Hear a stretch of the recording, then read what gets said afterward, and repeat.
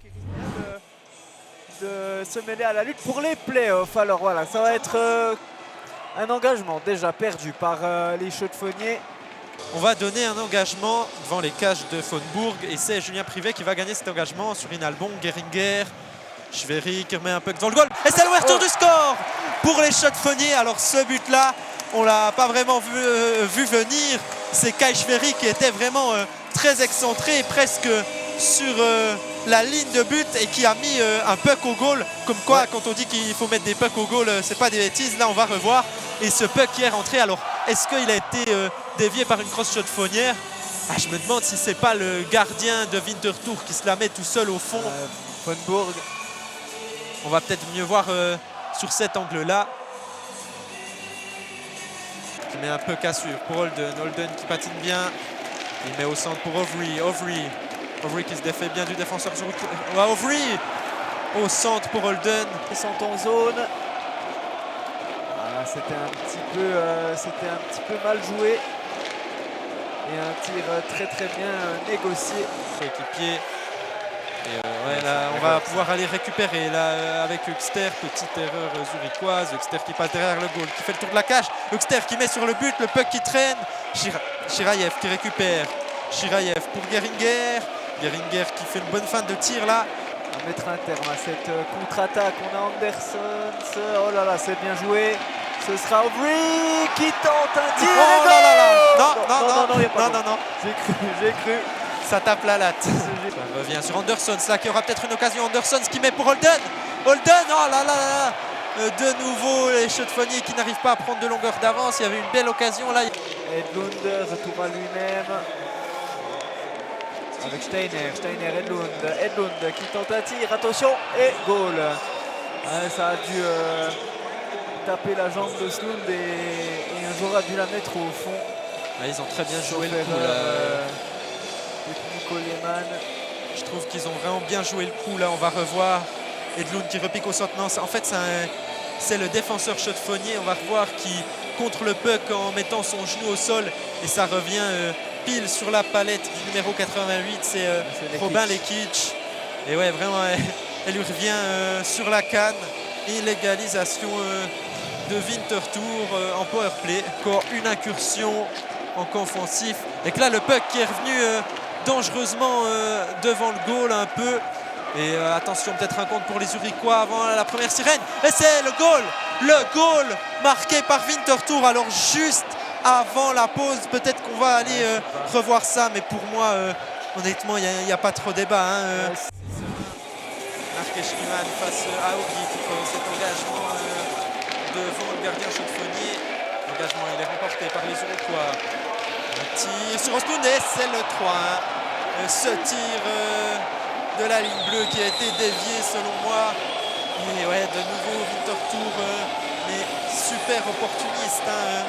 Un engagement gagné, une passe de défenseur à non-défenseur et un tir depuis la ligne bleue. Et ouais, je crois que ça a été dévié par le numéro 17, il me semble. On va peut-être mieux voir. Ce serait Kaufmann qui aurait marqué. Ouais, il a dévié cette rondelle de Victor Osmund dans ce deuxième tiers-temps. Mais il n'arrive pas à la mettre au fond. Attention avec Schwery, il y a eu une occasion. Schwery pour Privé qui met sur Rinalbon le tir. Oh, ça, non. Et oui, le puck qui finit au fond des filets finalement. C'était le poteau. Oui, il y avait eu un tir sur le poteau au début de l'action. Et un rebond un peu chanceux et les Chaux-de-Fonniers qui répondent directement par un but. Là, il fait du bien celui-là, c'est Stéphane Rexeger qui a mis le 3-2. Et on revoit là ce tir sur le poteau et le puck qui revient sur Stéphane Rexeger qui traînait devant le goal, là où ça fait mal. Et ouais, cette dernière minute un peu folle du bois. Allez, il y a un 2 contre 1 à jouer avec Overy Anderson. Oui. Retour sur Overy. Overy qui a essayé d'éliminer le gardien, mais qui n'a pas réussi à pousser le puck au fond des filets, c'est pas fini.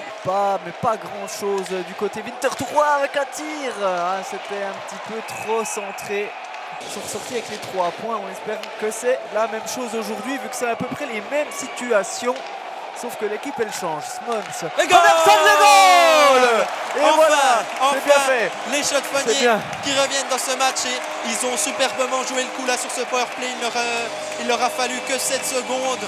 On a gagné l'engagement, on a trouvé des passes, on a trouvé un joueur tout seul au centre. On voit là Holden pour Anderson derrière. Overy qui monte devant le goal. Personne ne le prend et il peut la pousser au fond. Steven Overy, ça fait 3 partout. Bon, c'est tout de même assez. La logique cette fois-ci elle est respectée. Marthe là, sur cette dernière phase de jeu est hyper compacte et on doit leur donner du crédit avec David Huxter et Fonbourg là. Alors que Holden. Ça revient sur Overy, le tir. Ah, ce tir, qui va aller presser, qui va aller finir sa charge, mais on est reparti dans l'autre sens. Là avec Winterthur, Müller, le tir de Devin Müller. Et attention, le puck qui revient devant la cage sur Neumann. Là, énorme occasion pour Winterthur. On avait laissé le joueur zurichois absolument tout seul. Ça repart pour Winterthur. Là, attention à 3 contre 2. Un joueur qui va peut-être pouvoir aller tout seul, c'est Edlund. Et finalement, l'arrêt de Victor Östlund. Anderson, s'il peut nous faire un petit coup de génie, on en a besoin. Overy. Et goal! Overy Magnifique! qui Sur met un le maître deuxième. tir de Steven Overy. Il met son Le deuxième doublé. but de la soirée. Ah mais là c'est très bien joué. C'était Et enfin les extrêmement Chaux-de-Fonnier qui repassent devant dans ce match. Ça a été superbement joué en entrée de zone là. Anderson qui est rentré, qui a remis derrière lui pour Overy. Et Overy là, il peut pas mieux la mettre en lucarne. Ouais. On a même entendu le bruit de la latte. Quel tir de la part de l'étranger, du joueur étranger du HC La Chaux-de-Fonds. Et récupération finalement des Chaux-de-Fonnier qui maintiennent le puck en zone offensive avec Holden pour voir Hall. Holden le tir dévié par Maka et c'est goal! Le 5-3, les Chaux-de-Fonnier qui prennent 2 buts d'avance à 6 minutes 27 de la fin du match. Et Ouais, encore c'est une bien. fois un bon jeu avec un tir depuis la ligne bleue, un tir dévié et finalement c'est revenu sur Steven Maka, un peu chanceusement peut-être, mais voilà les Chaux-de-Fonnier qui méritent au final quand même de prendre 2 buts d'avance dans ce match avec le nombre d'occasions qu'ils se sont créées. Le powerplay zurichois. Edlund. Ah, ça passe, c'est dévié par Östlund mais assez facilement. Attention là. Et goal. Ouais. Et ben, le 5-4 il arrive à 43 secondes du terme. Et les Chaux-de-Fonnier peuvent trembler un petit peu. C'est le numéro 19 qui le marque sauf erreur. C'est Edlund, non, c'est Edlund qui va être récompensé de ses efforts. Pour moi, un des meilleurs joueurs de la rencontre, si ce n'est le meilleur. Tellement elle a été utile hein, sur son côté droite.